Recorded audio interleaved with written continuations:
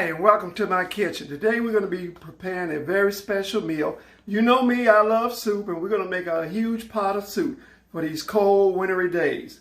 Okay, we're going to do a corn chowder, a vegan corn chowder soup. We're going to use small potatoes. Now remember, if the potatoes are small, then you can cut them in half, but if it happened to be a large potato, you probably want to do it in quarters, okay? And you can see I got a bowl of those. Next, we're going to take onions, and we're going to go ahead and get them chopped up and processed up. Okay, we're going to take the potatoes and put them in a pot and bring them to a boil. We want to soften those up a little bit. And we're going to take and put our onions in our nice huge pot with about a good tablespoon and a half of coconut oil.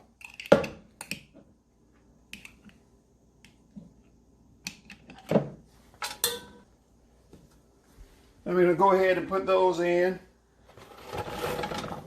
and saute those a little bit. Also to that pot, I'm going to add a little bit of ginger, and I have some squeezable ginger. I kind of like that. And we're going to put that under a little heat and get that going, and we'll get back with you in a second. As I said before, 2 tablespoons of coconut oil in the pot, and just sauteing the onions. I'm going to add probably about a teaspoon and a half of curry. Just depends on how much heat you like. Curry is kind of a mild heat, but some people love it and some people don't. And we're going to add to it some coconut milk. And we're going to start off with just a little small portion. I like adding a little bit at a time to this mixture. I'll put in a little bit more. Now, I like to have a little sweetness in there also, so instead of using sugar, I'm going to use a little maple syrup, probably about maybe 2 tablespoons. There we go. We're going to bring this to a boil. My potatoes are boiling, and they should be ready momentarily. Our potatoes are soft and tender. We're going to go ahead and add them to our pot now. We have the corn cooking in a separate pot. Should be another 5 or 10 minutes. Doesn't take long. It's frozen corn. If you have fresh, feel free to use your fresh corn.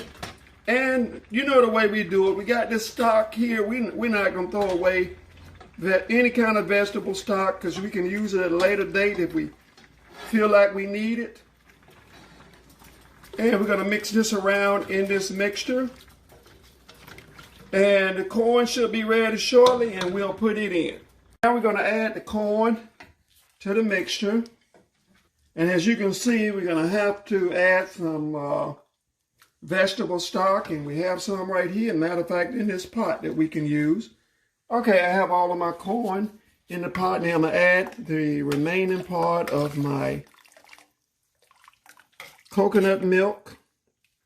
And just because I really love the taste of curry, I'm going to add probably another 1 to 2 teaspoons of it. And as you can see, it's a little watery, so I have some cornstarch that I'm going to add to it to kind of help thicken everything up. Okay, and we'll get back with you in a moment. The pot is thickening up, as you can see, and we're going to add some cherry tomatoes cut in half. Just give it a little color and a little pop to it. And we're going to put the top on, and we're going to let it simmer on low for about 10 to 15 minutes. And then guess what? It's going to be time to eat. We'll see you in a few. Okay, you can see the pot is all thickened up now. And we're going to go ahead and put it in a bowl. You can use a fresh basil, or you can use green onions on top to garnish. And take a look at that. Okay, what a wonderful meal. Now I dished this with my vegan chicken salad sandwich also. So this is a good hearty meal for a nice cold winter day. Be blessed until next time. It's time to eat. Bon appetit.